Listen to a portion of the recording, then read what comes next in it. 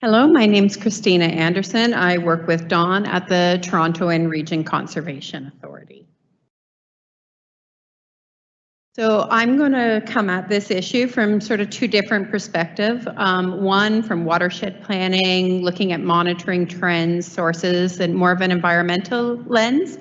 And then also from a source water protection lens, looking at the history of the Director's technical rules and providing two examples from our most recent Section 34 amendment. So, as we've heard throughout the day, chloride can be toxic to aquatic organisms with acute effects above 640 milligrams per liter and chronic effects above 120 milligrams per liters. Aquatic species affected by chloride include wetland plants, zooplanktons, aquatic insects, mussels, amphibians, fish.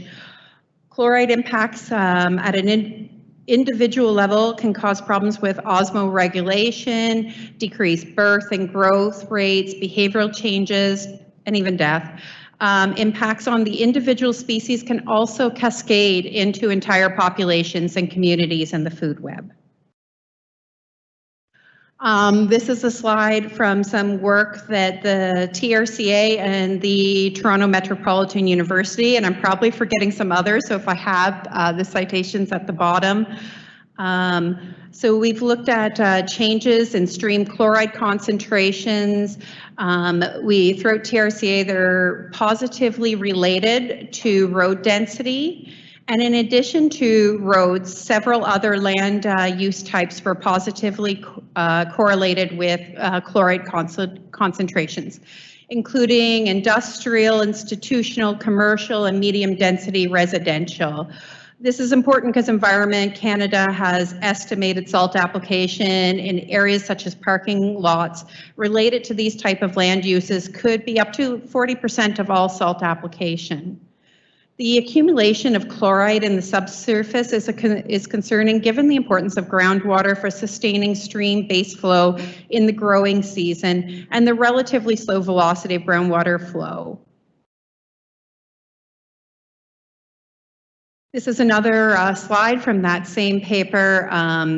So within the Toronto Region Conservation Authority, we had surface water quality data from 47 stations, including 13 provincial water quality monitoring stations and 34 regional watershed monitoring program stations. Man-Kendall calculations for salting season, November to April, and non-salting season, May to October, were undertaken to look at temporal trends. Groundwater data is available at 13 provincial groundwater monitoring stations. Due to data availability, salting and non-salting seasonal data were pooled for a fall number, which was roughly September to November trend. Between 2000 and 2021, within TRCA, chloride concentrations increased in 36 of the 47 streams and in 5 of the 13 groundwater wells.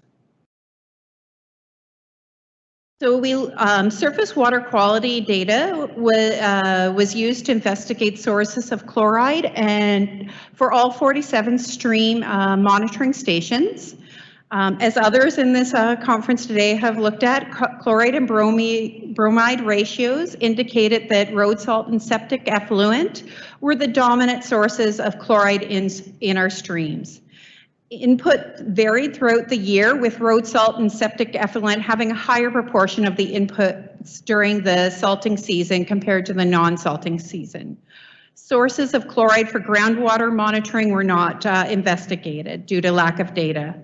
Overall, this study highlighted the importance of long-term data sets and the need for long-term monitoring, additional groundwater data due to low sample sizes, as well as additional information about application of salt, in particular in private sector parking lots, sidewalks, etc.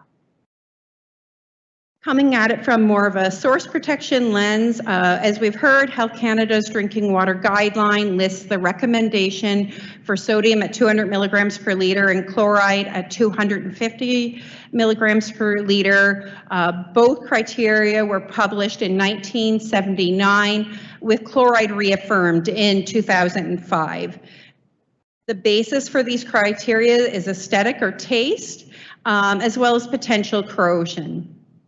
Excess intake of sodium is related to hypertension and heart and stroke disease.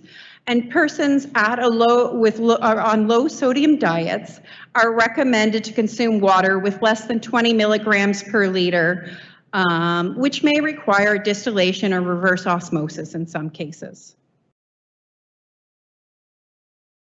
To identify the risks associated with the application of road salt under the Clean Water Act, two components are needed: the thresholds for low, moderate, and significant risks, the grid or area size where the circumstances would apply. Under the original Director's Technical Rules, circa 2009, the threat was deemed significant for groundwater when the percent imperviousness was above 80% in WAPAs with a vulnerability score greater than 10, and greater than 8% in intake protection zones with vulnerability score of greater than 10, or WAPA-E's with a vulnerability score of greater of 9 or 10.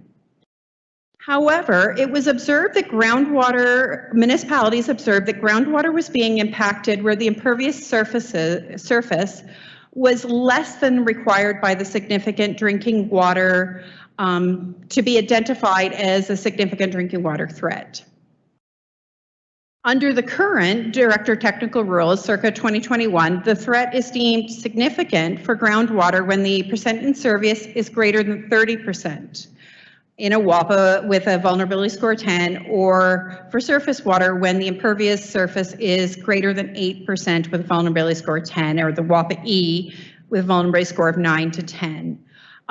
These lower thresholds were representative of the percentage impervious surface in the entire WAPA or intake protection zone associated with wells or intakes where road salt had been identified as a water quality concern. A little more detail on the history. So the original Director's Technical Rules, 2009, required a 1 by 1 kilometer grid over the vulnerable area. The current Director's Technical Rules, circa 2021, allow for a grid or a zone over the vulnerable area. The 2021 Director's Technical Rules do not prescribe an approach for choosing the size of the area or the sub-area. They allow a great deal of flexibility. The area can be by zone, score, or any other land characterization. The province is being very intentional with their guidance to use local data and knowledge, and in selecting the land or grid size to best suit the system in question. In this example, Peel Region has opted to retain the grid approach on a 1 kilometer by 1 kilometer grid. Note that although the significant drinking water thresholds are different from 2010 to 2023, the first two ranges remain the same. In this example, York Region has opted to utilize the zone or score approach. There are pros and cons to utilizing both the grid and the zone approach. The grid divides the systems in an easy to classify manner, and the zone score approach allows for the incorporation of a lot of local knowledge. Whatever approach is taken, it is important to include a description of the rationale and approach chosen so that it can be included in the assessment report. Thank you.